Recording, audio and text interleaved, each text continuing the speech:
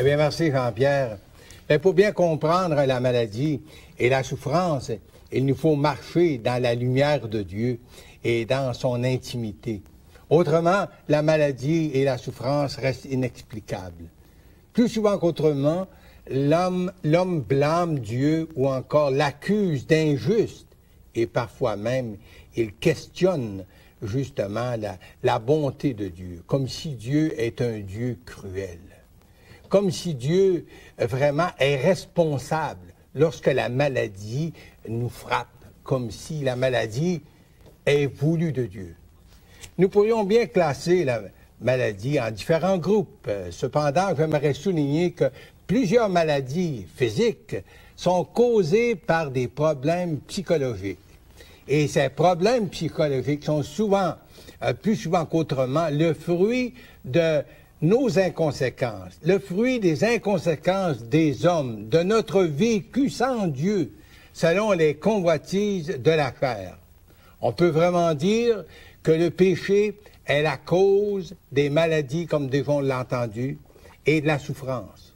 Encore faudrait-il faire attention, lorsque quelqu'un est malade, ça déjà, ça a été dit, d'associer sa maladie à un péché quelconque. La Bible nous rappelle que tous sont péchés et sont privés de la gloire de Dieu. C'est le prophète Jérémie qui pose la question, n'y a-t-il pas de remède? N'y a-t-il pas de réponse pour les problèmes de l'homme? Eh bien oui, c'est Jésus qui se présente à nous avec cette parole. Le Saint-Esprit m'a oint pour annoncer une bonne nouvelle aux pauvres. Il m'a envoyé pour guérir ceux qui ont le cœur brisé, pour proclamer aux captifs la délivrance, aux aveugles le recouvrement de la vue, pour renvoyer libres les opprimés, pour publier une année de grâce du Seigneur. Oui, Jésus est venu pour guérir ceux qui ont le cœur brisé et pour nous délivrer des chaînes du péché, nous libérer de l'esclavage du péché et de Satan. Quelle merveilleuse bonne nouvelle pour vous et moi, chers amis. Mais encore faut-il être prêt à répondre à son appel. C'est Jésus qui, lorsqu'il était dans le monde, a fait appel aux foules en disant « Venez à moi, vous tous qui êtes fatigués et chargés, puis je vous donnerai du repos. Prenez mon joug sur vous, recevez mes instructions, car je suis doux et humble de cœur, et vous trouverez le repos pour vos âmes, car mon joug est doux et mon fardeau léger. » Remarquons que Jésus nous promet en premier lieu la guérison du cœur et de l'âme.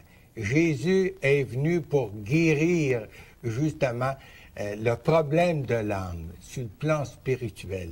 Ça passait avant même la guérison physique. N'est-ce pas là notre grand besoin?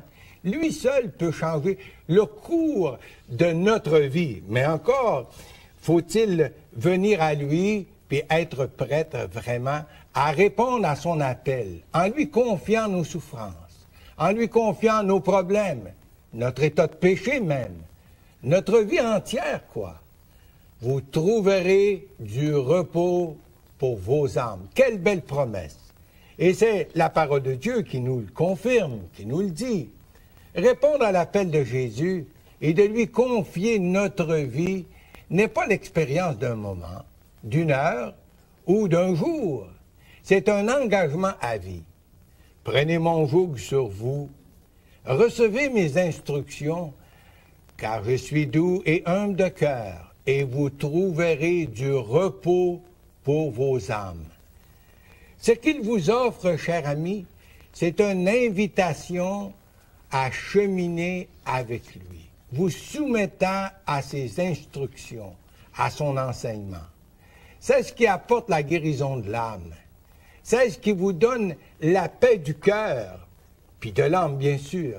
La Bible l'appelle l'obéissance de la foi. Répondre à l'appel de Jésus, c'est de vous engager avec lui, vous engager à lui obéir jusqu'au bout. C'est vraiment un mariage à vie entre vous et le Seigneur. Une fois qu'on est au Seigneur, ça ne garantit pas qu'on est exempt de maladie, mais le Seigneur est avec nous. Alors, cher ami, pourquoi pas aujourd'hui inviter Jésus comme votre sauveur personnel, comme le Seigneur de votre... Lui confier enfin toute votre vie entière et commencer à cheminer avec lui. Faites-le, cher ami, pour la gloire de Dieu.